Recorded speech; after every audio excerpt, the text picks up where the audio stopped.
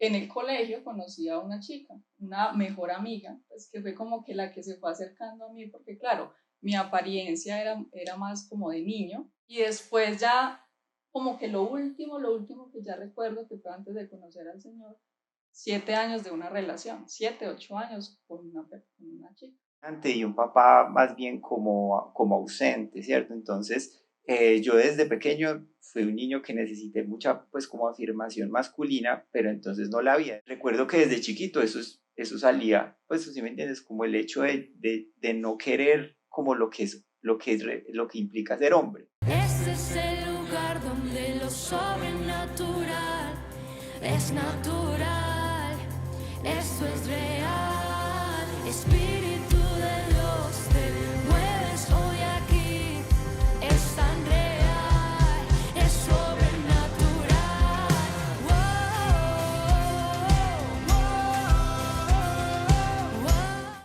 Bueno, estamos en nuestro programa favorito donde lo sobrenatural es natural y donde crecemos en fe porque vemos historias de verdad, vidas reales. Historias reales, y me gusta mucho porque a veces cuando leemos la Biblia encontramos historias increíbles y creemos de que eso fue en esa época, que eso pasó allá, la gente que fue sana, la gente que fue libre, y como que dudamos de que ese mismo Dios que hizo esos milagros es el mismo Dios que hoy hace milagros. Yo creo en Dios y creo en milagros. Y creemos en milagros porque Dios sigue estando vigente en nuestra época. Y tenemos un programa tremendo, un programa muy bonito que nos va a traer mucha luz a muchas personas. Y quiero que Sebas y Juliana nos saluden. ¿Cómo están? Gracias por estar. Cuéntanos un poquito. Hola, bien, gracias por la invitación. De verdad que estamos muy emocionados de poder estar aquí con ustedes. Qué rico, ¿no? El testimonio. Buenas tardes, ¿no? Y de verdad que también una bendición y bueno, gloria a Dios, vamos aquí a darle la gloria a Dios. Gracias. Bueno, son muy valientes. Son unas historias que pues las escuchamos la vez pasada y nos impactó muchísimo. Me gustaría empezar contigo, Juliana. Háblanos de esa parte donde tú empiezas a identificarte con el sexo opuesto y a sentir atracción. ¿Eso cuándo nace o qué detonó esa atracción hacia el mismo sexo? ¿Qué fue lo que pasó allí? Eso fue más desde la niñez. Yo siento que pasaron muchas cosas en mi vida con familiares.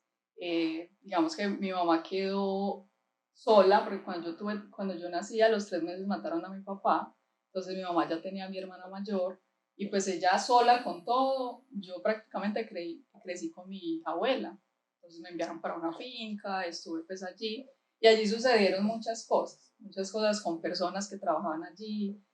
Temas de abusos. O sea, eso que sucedieron muchas cosas, es importante anotarlo. O sea, hubo abusos de niña. Sí, hubo abusos. Por personas donde tú estabas viviendo. Sí, con personas que incluso eran desconocidas, incluso familiares. Entonces esto lo que hizo en mí fue como poner esa barrera donde yo dije, o sea, si es esto, yo no quiero. ¿Cuántos años tenías?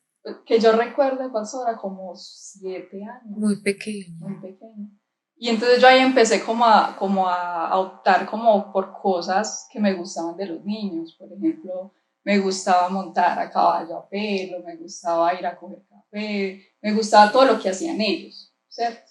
Ya cuando bajé al colegio a estudiar, yo recuerdo que pasaban lo mismo, o sea, era como esa cadena, esa maldición que ya hoy reconozco, que volvía y se repetía. Ya no era en la finca, sino que ya era ahora en el pueblo con otras personas. O sea, seguiste siendo expuesta al abuso, era como algo que te perseguía todo el tiempo, ese abuso estaba detrás de ti. Todo el tiempo me perseguía, entonces yo seguía como que no, yo no quiero eso, entonces nada. Lo único que yo hice fue como que en el colegio conocí a una chica, una mejor amiga, pues que fue como que la que se fue acercando a mí, porque claro, mi apariencia era más como de niño, más no de niña. Y pues claro, en ese tiempo uno lo motilaban como en honguito, entonces no parecía un niño. Sí, yo también fui esa época. Entonces como que eso no ayudaba mucho. Y claro, en el colegio entonces empezaba que no tenía muchas amigas, sentía como ese rechazo de las amigas. Entonces nada, conocí a alguien. Ella sí desde pequeñita se le veía pues como que ese gusto, esa atracción y yo empecé como a inquietarme como que bueno, ¿y esto qué? Y ella empezó como a acercarse a mí y a darme como ese amor que pronto yo no tuve en ese tiempo. ¿Tenías cuántos años ahí? No, yo estaba ya en el colegio, por ahí 10, 11, o sea, ya empecé como entonces el proceso desde muy chiquita, yo sentía como esa atracción, pero pues yo no entendía, yo lo que hacía era como que me siento bien acá, me siento aceptada acá, siento que encajo en esto que me están ofreciendo, entonces pues seguí. Pero en el colegio obviamente pues recibía mucho bullying que le llaman hoy, Sí. me decían muchas palabras, me decían como este niño, como marimacho, que se usaba mucho esa palabra en ese entonces. Yo me vestía con ropa ancha, me gustaba como todo eso, pues brusco. Entonces, claro, más eso ayudaba. Y yo nunca tuve un novio en el colegio, entonces eso ayudó. Y nada, ahí fue pasando el tiempo. Incluso conocí en una fiesta incluso familiar, llegó una prima lejana que ella sí es de la familia como tal, ella sí era pues declarada pues que le gustaban las niñas, por familiar. Y yo recuerdo que una vez ella empezamos a tomar, y en esa noche ella se acercó a mi habitación y empezó a besarme. Inició. Entonces ahí ya, o sea, prácticamente como que ella inició, yo empecé una relación con ella por 2 años, ella vivía en España, yo vivía en un pueblo cercano, en el valle, que se llama Toro Valle, y ya inicié con ella, 2 años de relación. Ya una vida activa, sí, como es o sea, sexual, sí, ya una vida activa con la prima. con ella. Empecé, me fui a Pereira, allá pues ella me abrió los ojos prácticamente, me llevó a discotecas gay. Ya después terminé esa relación y ahí fue cuando de esa ruptura surgió la oportunidad de poderme venir para Medellín. Y aquí pues obviamente al estar yo sola. Claro, o sea, una vida desenfrenada en esa Hice línea. y deshice, conocí personas, empecé a estudiar, fui a discotecas, conocí amigos, amigas, o sea, eso fue un desorden pues tremendo. Obviamente mi mamá, antes de yo venirme para acá, ya me dijo, como todas las mamás, pues me duele mucho, pero pues tú sigues siendo mi hija. Y empecé a estudiar la universidad, en la universidad pues más aún se me abrió más el panorama, más me llevaron a conocer más de ese mundo, conocí pues muchas chicas, empecé a tener relaciones no serias y después ya como que lo último que ya recuerdo que fue antes de conocer al Señor, 7 años de una relación, 7, 8 años con una chica. Mucho tiempo. Mucho tiempo. Porque digamos que a pesar de que yo intentaba tener esas relaciones, yo siempre decía, si yo tengo esas relaciones, pues yo soy fiel. O sea, yo decía, yo no me meto con nadie más. Entonces intenté tener 3 relaciones serias y duraba entre 2, 3 años, 4 años y esa fue como la más larga. ¿Y para ti era normal? O sea, ¿te sentías bien haciendo eso? Sí, normal, solo que obviamente yo en la calle no me exponía, sino pues que los besos y todo, sino que era como en la intimidad, o sea, era o en las discotecas o en mi casa. Por el en la rechazo. Calle, no, por el rechazo. Yo decía, yo no, ¿qué tal que a mí alguien me insulte o me diga algo? ¿O qué tal que me diga una mala palabra? Bueno, estamos hablando de cuántos años en Ya esa vida ahí ya homosexual. tenía, no, pues, yo ya tengo en ese momento 35, en ese entonces, hasta los 28 años. Desde niña hasta los 28 años. Buena vida. Stop ahí. Ahí vamos con la historia, hasta los 28 años.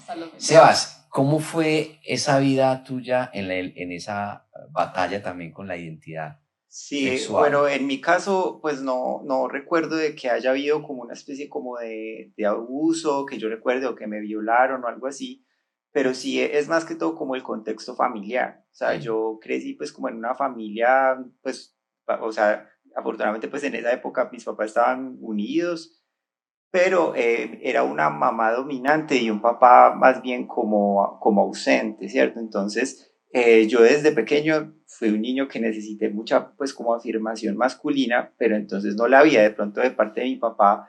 No lo culpo porque mi papá perdió a su padre a los 2 años, entonces él no sabía qué es haber recibido un papá y mucho menos pues poder saber qué es un papá. Entonces sí, él era muy exigente, pues muy estricto, pues como en la disciplina, pero no sabía de pronto como ese tema de la afirmación, ¿cierto? No estaba como ahí al tanto, entonces yo yo nací como con esa debilidad en ese sentido. Recuerdo que desde chiquito eso salía, pues ¿sí me entiendes? Como el hecho de no querer como lo que implica ser hombre, o sea, ser ¿qué te digo yo? Como que ser fuerte, de ser Masculino, masculino, fuerte, ¿cierto? todo Como eso. que no me sentía del todo identificado con eso, y era más bien una persona que era como un niño mimado, como un niño que requería como ser consentido, como... Entonces eso empezó a generar burlas en el colegio, los chicos del barrio que me ponían apodos, y eso me hacía sentir súper mal.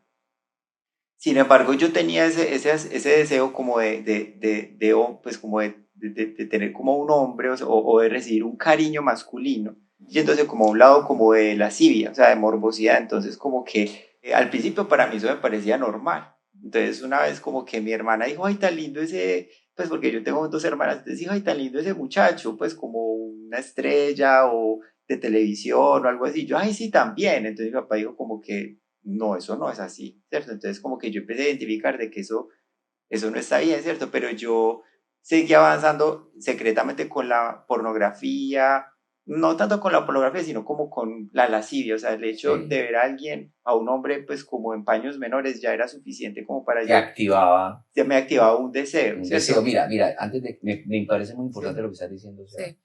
porque ese faltante del amor del padre, tanto en el hombre como en la mujer, es una necesidad para todos, o sea, para todos. Pero a veces sucede, yo me he dado cuenta, que ese vacío de falta de amor lo erotizamos. Entonces, estamos buscando ese amor paterno, pero lo confundimos con esa parte erótica o sexual del hombre, en el caso tuyo del padre, que no tuvo esa afirmación con palabras en tu desarrollo de niño. Y ese amor faltante lo erotizaste con otros hombres. Pasa igual con las niñas. Entonces, eso fue, se activó toda esa Y laxivia, como creo llaman. también que pudo influir el pasar tanto tiempo más con mamá que con papá, ¿cierto? O sea, estabas mucho tiempo y tenías No tengo una hermanas. figura Entonces no había masculina una figura firme. masculina que le dijeran, así no se para, así no se habla, eso no está bien, como lo que hizo contigo en el momento de la televisión, pero ya era demasiado tarde, ¿cierto?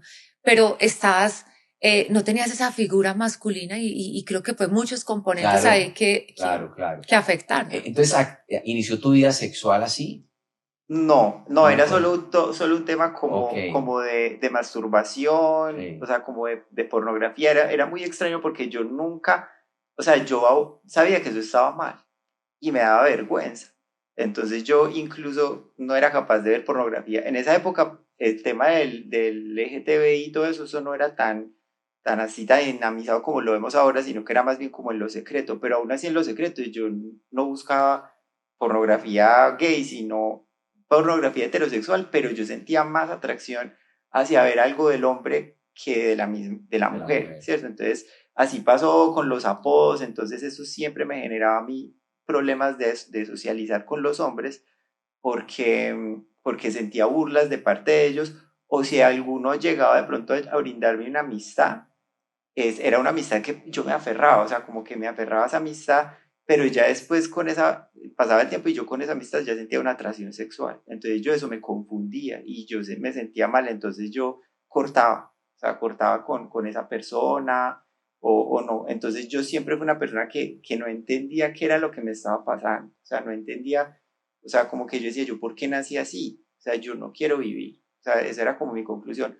No quiero vivir, este mundo es horrible. Entonces siempre me parecía el mundo pues yo decía, los gomelos, como de que los que iban y bailaban en pareja, una vida tú sabes que en el mundo latino se mueve, que si voy a salir, entonces salgo con una chica, bailo, es un baile de dos, es música tropical, el merengue. A mí nada de eso me calaba porque no encajaba con lo que yo sentía. O sea, yo quería ser un hombre, pero yo no quería un hombre para ser pareja, sino como para que me abrazara, y yo no Claro, es entendía eso. faltante, qué tremendo. O sea, yo no entendía eso. Entonces yo decía, yo no cuadro con eso. Entonces más bien encontré el refugio como en la música rock, porque en la música rock no hay tanto distinción como entre hombre y mujer, no importa tanto, porque todos estamos ahí, todos bailamos. O sea, nos damos duro, saltamos, o sea, hacemos el pogo, pero no es, o sea, me siento bien y veo que otros tienen muchos complejos, que la música rock refleja también en sus artistas vacíos,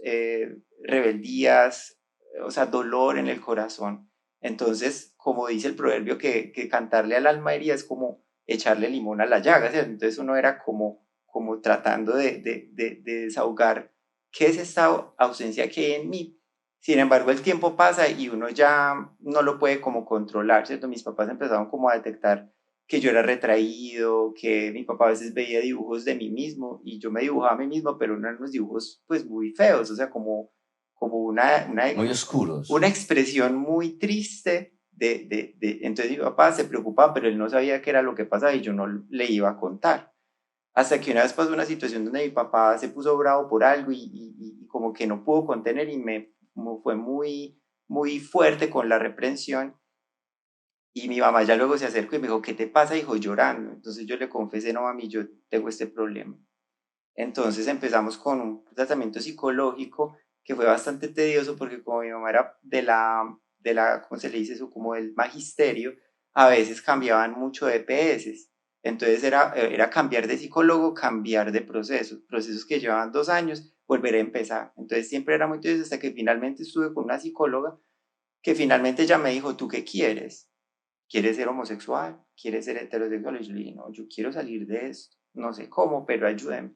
Y ella empezó y en medio de ese proceso algo ayudó y es que ella trataba de escarbar en mi alma qué era lo que pasaba. Hasta que yo finalmente le dije, mire, yo no quiero acostarme con un hombre, yo solamente quiero como una figura masculina que me abrace, ¿cierto? Y que como que me afirme, eso es lo que yo necesito. Yo no necesito acostarme con un hombre, o sea, eso era lo que yo le decía. Entonces, obviamente, pues en medio de todo ese conflicto, yo nunca, pues si tuve novias, lo intenté, 2, 3 meses duraba, o sea, o algo así, porque me sentía raro, o sea, sentía que como que no era como ese enamoramiento como lo pintan en el mundo, que yo decía, no, o sea, cuando yo veía una canción y decía, mi reina linda, mi reina amada, yo decía eso, jamás.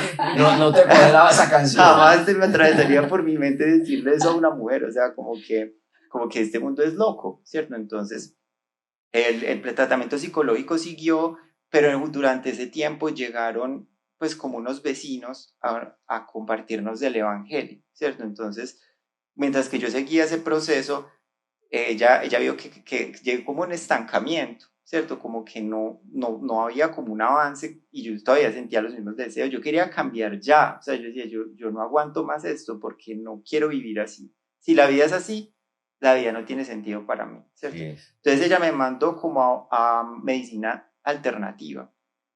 Entonces yo le contaba eso a mis vecinas que me compartían del evangelio porque pues yo a ellas también les como que oren por mí, ayúdenme o algo así. Entonces ellas estaban al tanto de todo, ellas me decían, no te recomiendo que te metas a la medicina alternativa, ¿cierto? Porque el tema espiritual es pesado allí y puede ser peor, ¿cierto? Entonces, pero yo, no sé, yo como que tan locas, pues no sé, muy exageradas. Entonces, sin embargo, ya llegué a una cita donde un médico alternativo y él me dijo, me llevó a un cuarto donde había puros piedras y habían cuarzos y un resto de cosas. Y lo primero que él me dijo, mira, aquí no hay pecado. O sea, tú debes de entender aquí que aquí no hay pecado, que lo que tú está pasando a ti es completamente normal, que no tiene ninguna. Entonces yo sentí una corazonada, o sea, yo sentí esto está mal. Y empecé a cortar con eso. Entonces yo le dije a la psicóloga, cámbienme otro método. No me gusta, ella se enojó, vio en mí como que usted es demasiado, pues, no sé, religioso, ¿qué habrá pensado ella? Pero más bien empezamos con psiquiatría, porque ya la depresión era muy fuerte, entonces ¿Y ya... tenías depresión por eso? Sí, sí, claro, entonces ya tomando droga, al principio una suave, la fluoxetina que es más suave, pero ya después unas más fuertes porque ya a veces no podía dormir o el ánimo, sobre todo el ánimo, no tenía aliento como de hacer algo, sino como que no veía propósito ni sentido en mi vida, ¿cierto? Como que para dónde voy, yo no sé, con esto, no sé. Pero sabes, Sebas y Diana, que hemos escuchado que en esa confusión hay un vacío que es muy grande. y la falta de paz, de sentirse uno cómodo con la vida. Y yo leí por ahí un artículo que decía que todos nosotros necesitamos la vitamina AAA. La AAA es que todos necesitamos amor, aceptación y afirmación. Y cuando esa vitamina falta, hay una confusión en la vida de la persona, como lo que tú estás compartiéndonos hoy. Entonces, llegas al psiquiatra, te manda medicina, pero ¿funcionó o no funcionó? ¿Cómo fue?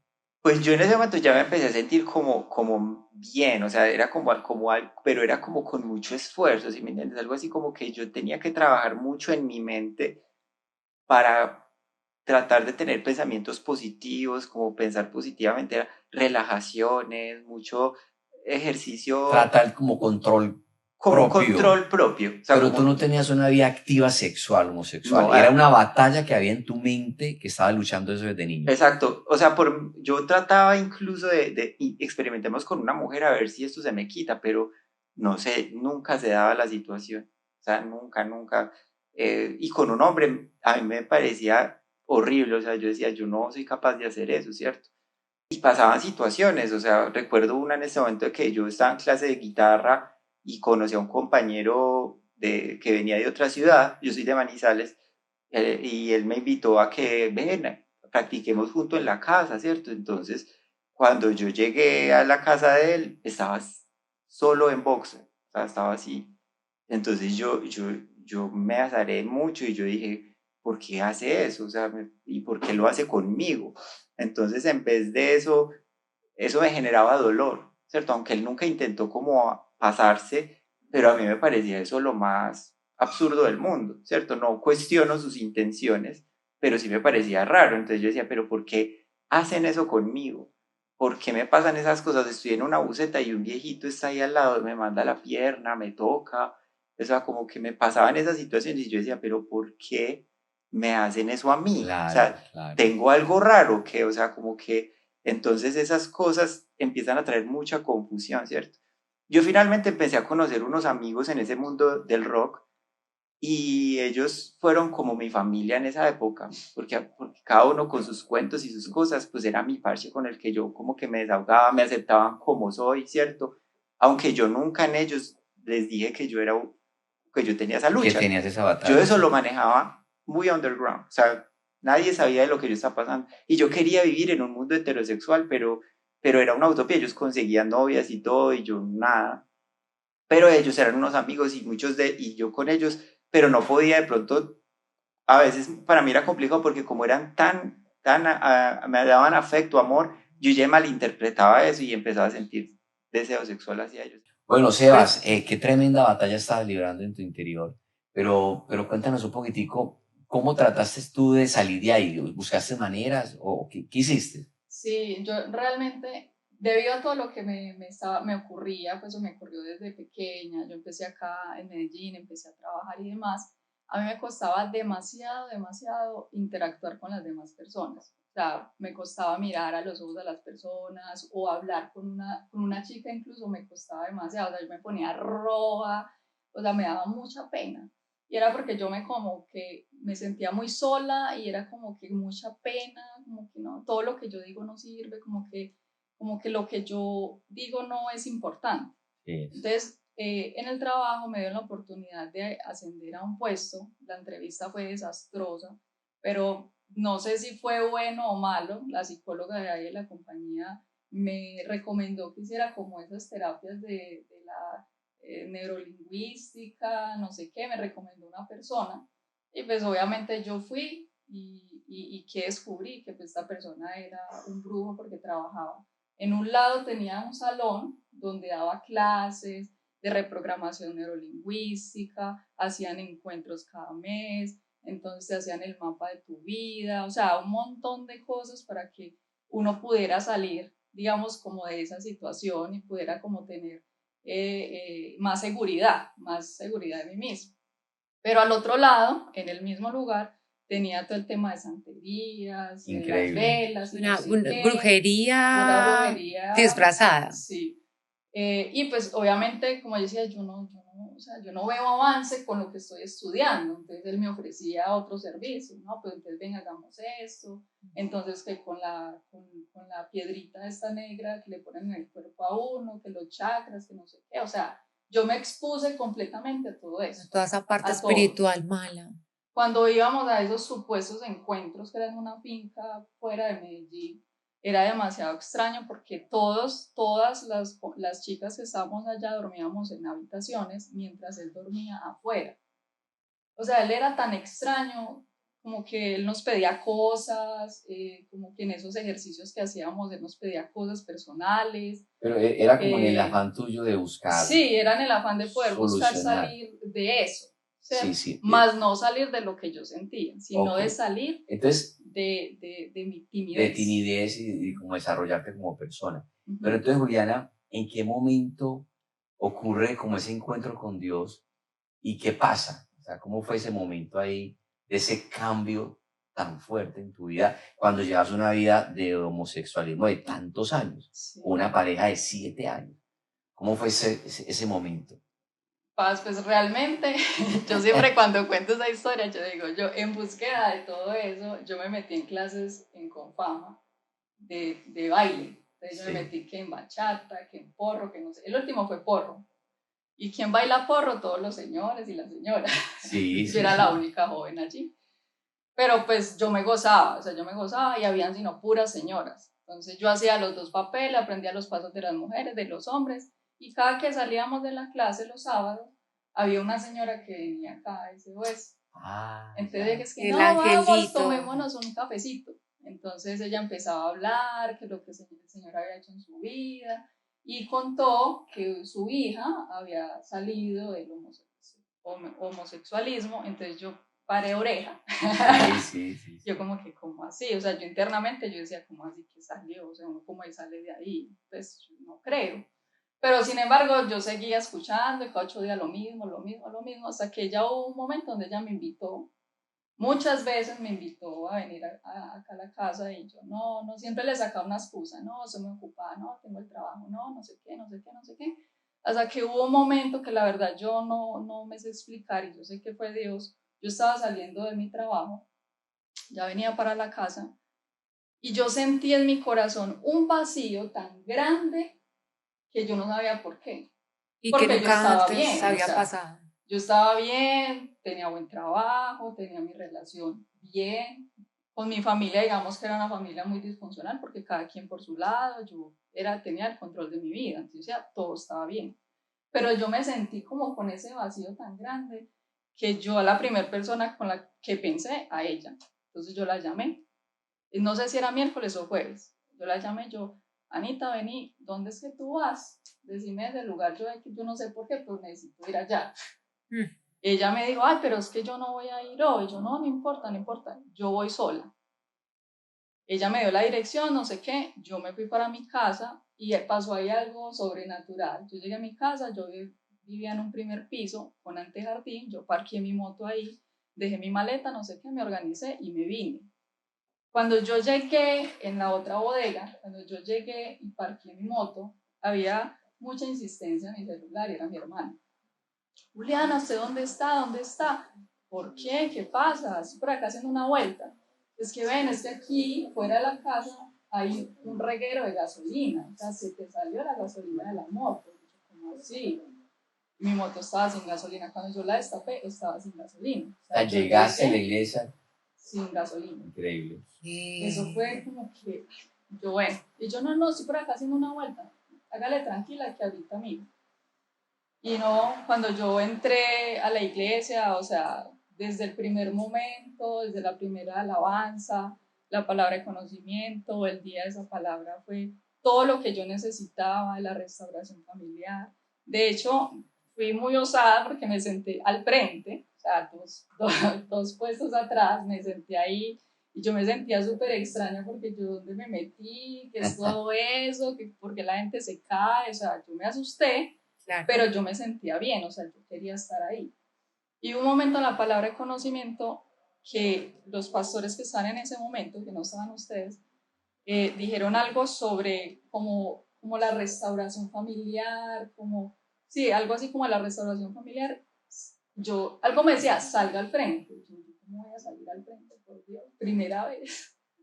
Pastores, yo salí al frente y la pastora simplemente se me acercó al oído y me dijo como que te estaba esperando, bienvenido. ¡Ay, no, qué lindo! No, eso a mí me quebrantó el corazón y yo lloré, o sea, yo todo el servicio me la pasé llorando, pero yo salí feliz, o sea, yo salí feliz, fui y tanqué la moto, yo voy a esperar a ver si se sale, nunca se salió, nunca la mandé a reparar, nunca nada.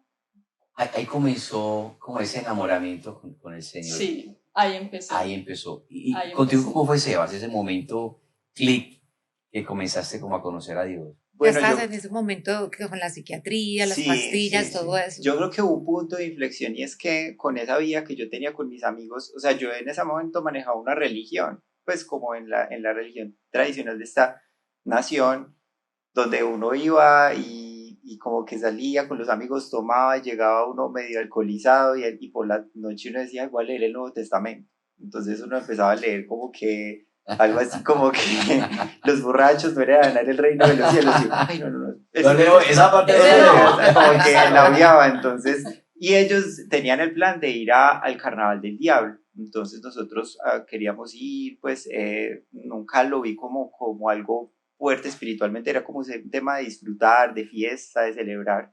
Cuando pasábamos, toda la gente es como feliz y levantando los brazos, entonces yo empecé a hacer lo mismo que la gente, y yo decía, pero yo ¿por qué estoy alabando el diablo? O sea, yo estoy alabando el diablo. Entonces a partir de ahí hubo como un quiebre, como un detrimento, como otra vez en depresión, en angustia, en otra vez confusión más todavía, entonces eso generó mucha frustración. Bueno, ya le habían compartido mis vecinas del evangelio y ella ya estaba asistiendo a una iglesia cristiana.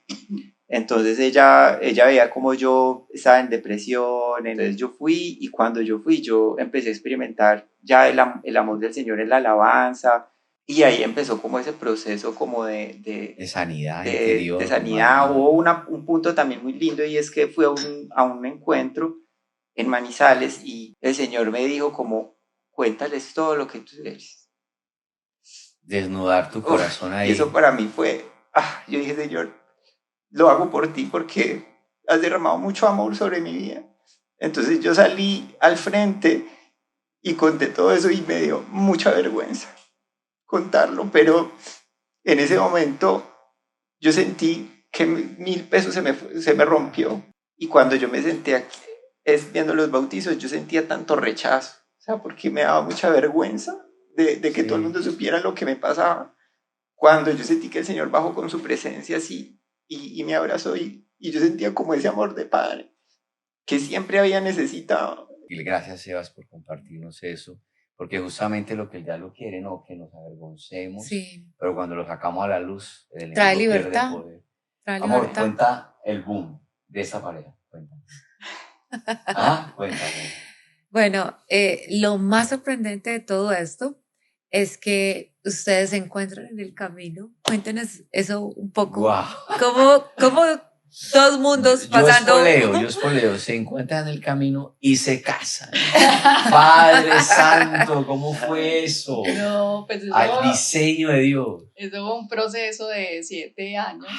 De 7 años, porque cada uno viviendo nuestro proceso. Claro. Porque ya yo cuando empecé también, pues acá en la iglesia, el primer encuentro fui como un encuentro regalado, casi obligado. En ese encuentro recibí como esa liberación, pero yo obviamente no me bauticé porque primero yo estaba en esa relación. Me quedó súper claro cuando explican el tema de que si tú eres libre, tu casa está limpia, se van todos y si tú vuelve peores. Y yo dije, no, yo no quiero todo. 7 demonios peores que vuelvan. No, entonces yo desde ese encuentro yo me guardé completamente para el Señor.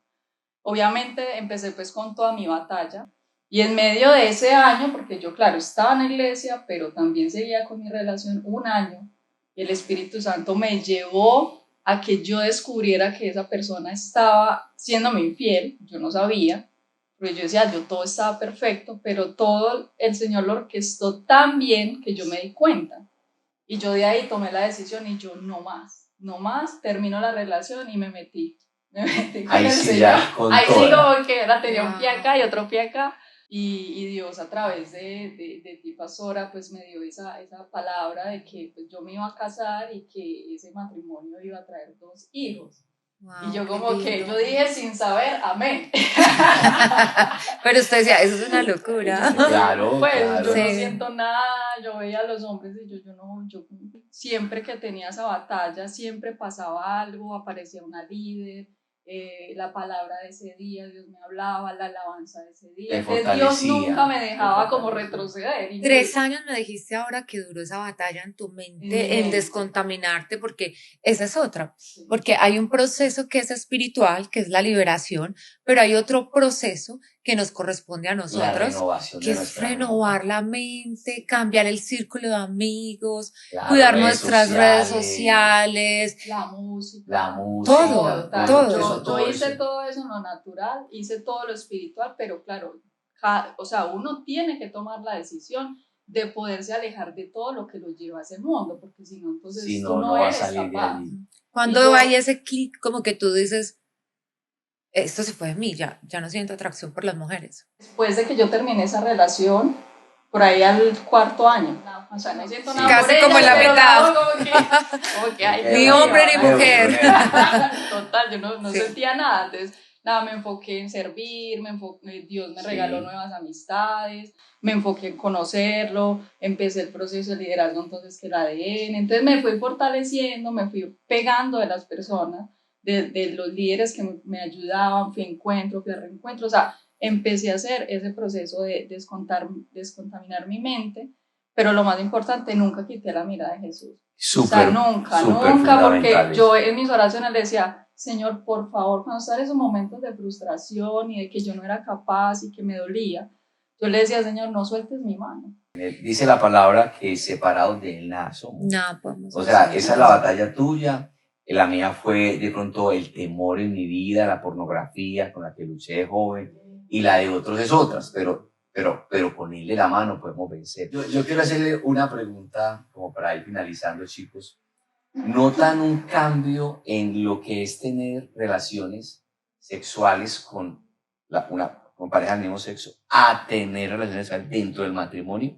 Es muy diferente. Y quiero ser así de directo porque pues hablamos de una vida sexual que hoy la sociedad muestra como normal, como que está bien, pero ustedes estuvieron ahí y ahora están en el matrimonio. Así muy breve. Claro, es algo que nosotros pues hemos venido hablando y es como notamos como la cobertura de Dios sobre nosotros. Entonces cuando tenemos el acto de intimidad, o sea, no hay culpa. Yo quisiera como hacer un resumen muy rápido, amor, de este podcast. Yo creo que la palabra clave ahí es la confesión. Cuando confesamos nuestros pecados y nos apartamos de ellos, alcanzamos misericordia. Por muy vergonzoso que sea, no sé Sí. qué hayas hecho en tu vida, que hayas practicado, pero cuando lo sacamos a la luz, el enemigo pierde fuerza, pierde poder. Hay algo que se libera cuando yo confieso y le pido a Dios que me limpie, que me sane, y eso es lo que ocurre exactamente. Y que no hay pecado más grande que la sangre de Jesús no pueda limpiar, no pueda borrar. Son nuevas criaturas, como si nunca hubieran vivido eso. Y Dios de nuevo colocó, no solo los liberó, sino que los sanó y colocó el deseo por el sexo opuesto. Dios es una transformación en sus vidas increíbles, increíble, de verdad. Estamos muy contentos con todo lo que Dios ha hecho y con lo que va a seguir Y haciendo. gracias por compartir esa historia hoy. Muchas gracias. Muchas gracias a ustedes Muchas por la gracias a invitación ustedes. y Sí, nada, Claro que sí. sea de mucha bendición. De Yo sé verdad, que sí, todo chicos. esto Ustedes van a para ser un la testimonio gloria de Dios. para muchas personas también. Bueno, ha sido un gusto, amor, siempre compartir estos episodios Así tan es. increíbles. Gracias por recibir este podcast y nos alegraría mucho que lo pudieras compartir con alguien que tú digas que esté teniendo una batalla con su identidad y pueda entender que hay un diseño creado por Dios. Así que este es nuestro programa donde lo sobrenatural es natural. Y recuerda que puedes seguirnos en nuestras redes, Facebook, YouTube, Instagram, TikTok. Este es el lugar donde lo sobrenatural es natural. Esto es real. Espíritu